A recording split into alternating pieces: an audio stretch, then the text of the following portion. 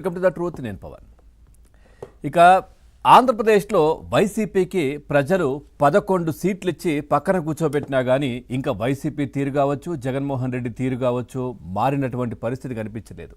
ఇంకా అట్లాంటి కుట్రలు కుతంత్రాలు ఇంకా కంటిన్యూ చేస్తున్నటువంటి పరిస్థితులు కనిపిస్తూ ఉన్నాయి.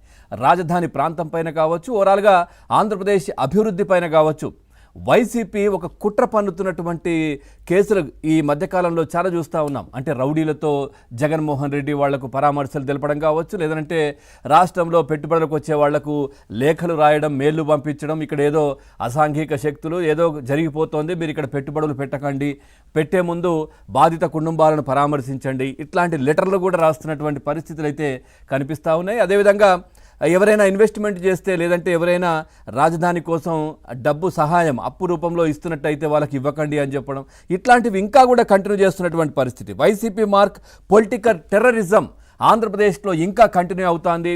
పూర్తిగా ఒకవైపు కూటమి ప్రభుత్వం రాష్ట్ర అభివృద్ధి కోసం ఎవరెవరినో కలవడం, సో రాష్ట్రం డెవలప్ కావాలి, రాజధాని ఏర్పడాలి, రాజధాని త్వరగా కంప్లీట్ కావాలి, దీనికి సంబంధించి అహర్నిశలు శ్రమిస్తూ ఉంటే మంత్రులందరూ, ముఖ్యంగా ముఖ్యమంత్రి గారు చంద్రబాబు నాయుడు గారు ఇవన్నీ కూడా చేస్తూ ఉంటే, ఇటు వైసీపీ అంటే ఇటు పూర్తిగా డెవలప్ అయిపోతుంది రాష్ట్రం, సో బురద జల్లే ప్రయత్నం చేయాలనే ఉద్దేశంతో ఇవన్నీ కూడా చేస్తున్న పరిస్థితి.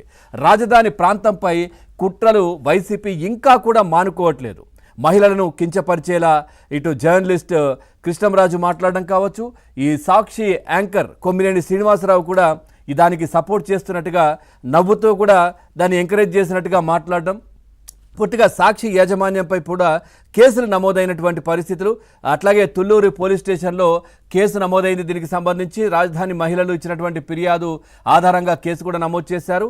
ఐటీ చట్టంతో పాటు ఎస్సీ ఎస్టీ చట్టం సహా పలు నాన్ బెయిలబుల్ సెక్షన్లు కూడా ఇటు కృష్ణంరాజు పైన కావచ్చు, కొమ్మినేని పైన కూడా చేసిన పరిస్థితి. అట్లాగే కొమ్మినేనిను కొద్దిసేపటి క్రితమే అరెస్ట్ చేశారు పూర్తిగా ఆంధ్రప్రదేశ్ సంబంధించిన పోలీసులు. జూబ్లీహిల్స్ పోలీసులకు అరెస్ట్ చూపించడం, ఆ తర్వాత అక్కడ వాళ్ళతో సంతకాలు చేసుకోవడం, ఇవన్నీ కూడా చేసి ఆయన్ను విజయవాడకు తరలిస్తున్నటువంటి పరిస్థితులు అయితే కనిపిస్తూ ఉన్నాయి. సో పూర్తిగా ఒక ప్రత్యేక బృందం కూడా హైదరాబాద్కు రావడం, దీనికి సంబంధించి డీటెయిల్స్ తీసుకోవడం, అరెస్ట్ చేయడం, కొమ్మినేని అదుపులోకి తీసుకుని ముందుకెళ్తున్నటువంటి పరిస్థితులు కనిపిస్తూ ఉన్నాయి.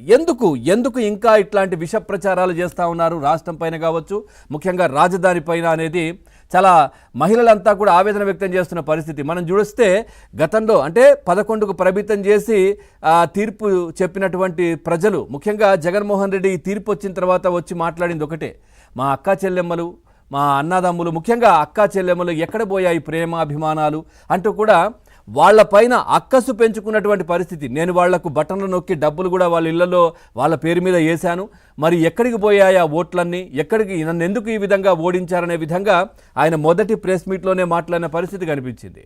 సో మొన్నటికి మొన్న కూడా వెన్నుపోటు దినం, ఏదైతే తీర్పు వచ్చిన రోజు వెన్నుపోటు దినాన్ని కూడా ఆయన జరిపినటువంటి పరిస్థితి. అంటే ఏ విధంగా అక్కా చెల్లెమ్మల పైన కక్ష కట్టారు జగన్మోహన్ రెడ్డి, దళితుల పైన కక్ష కట్టారు అనేది ఈ వార్తతో, ఈ విషయంతో చాలా క్లియర్గా కనిపిస్తూ ఉంది. అంటే రాజధాని ప్రాంతాన్ని ఏ విధంగా ఒక ప్రొజెక్ట్ చేయాలి, ఈ ప్రాంతమంతా ఇది అనే విధంగా నేను చెప్పలేకపోతున్నాను, మాట్లాడలేకపోతున్నాను, వాళ్ళు అన్నటువంటి అంశాన్ని మళ్ళీ మనం మాట్లాడలేకపోతున్నాం. అట్లాంటి విధంగా ఆ ప్రాంతం అంతా ఇలాంటిది అనేది ప్రొజెక్ట్ చేసే ప్రయత్నం ఏ విధంగా జగన్మోహన్ రెడ్డికి సంబంధించిన ఛానల్ రోత పత్రిక చేసిందో మనం చూసాం. దానికి సంబంధించి ఇంకా కూడా ఆగ్రహాలు, ఆవేశాలు కూడా ఆ ప్రాంతంలో, ముఖ్యంగా రాష్ట్రం అంతా కూడా అట్లాంటి పరిస్థితి కనిపిస్తున్నటువంటి పరిస్థితి మనం చూస్తూ ఉన్నాం.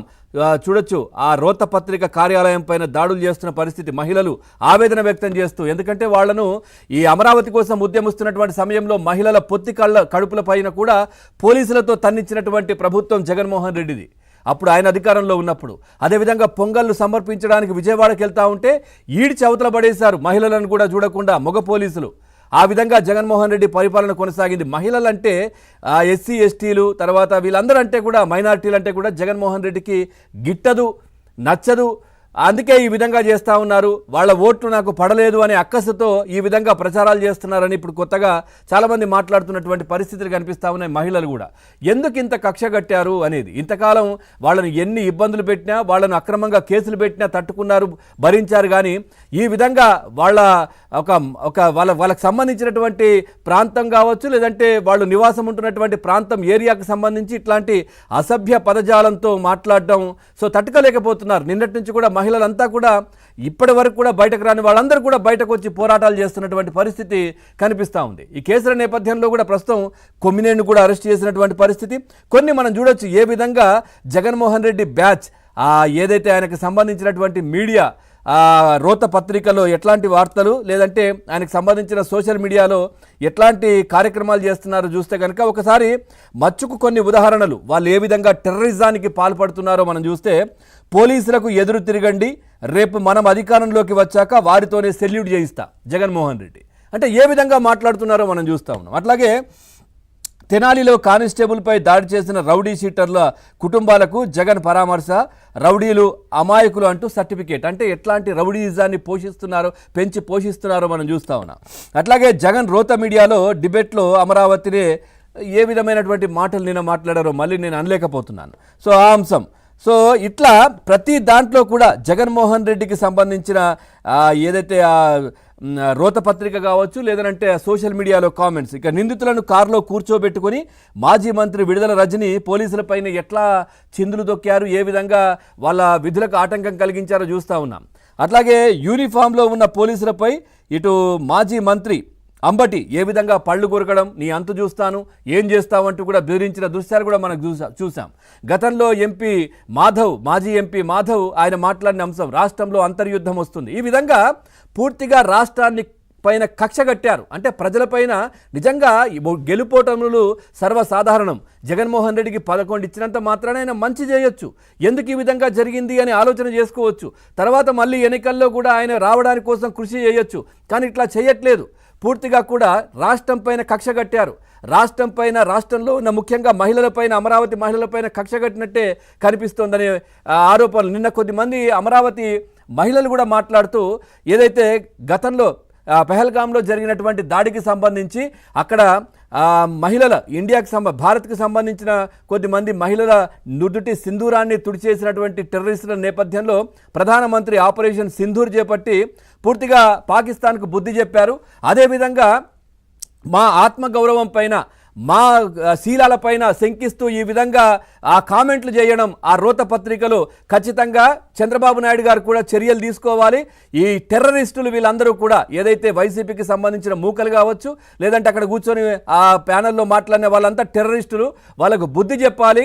దేశ రక్షణ కోసం ప్రధానమంత్రి ఏ విధంగానైతే చేశారో ఈ రాష్ట్రంలో ఉన్న టెర్రరిస్టులకు వీళ్ళు ఖచ్చితంగా చంద్రబాబు నాయుడు గారు గుణపాఠం చెప్పాలంటూ నేను చాలామంది మహిళలు ఆవేదన వ్యక్తం చేసినటువంటి పరిస్థితి కనిపించింది. సో ఇప్పుడు దానికి సంబంధించి చర్యలు కూడా మనం చూస్తూ ఉన్నాం. కొమ్మినేని అరెస్ట్ చేశారు. ఒక సీనియర్ జర్నలిస్ట్ అని చెప్పుకోవడానికి కూడా చాలా ఇబ్బందికరంగా అనిపిస్తూ ఉంది. ఎందుకంటే యువ జర్నలిస్టులకి వాళ్ళు దిక్సూచిగా, ఒక మార్గదర్శిగా నిలవాల్సినటువంటి వాళ్ళందరూ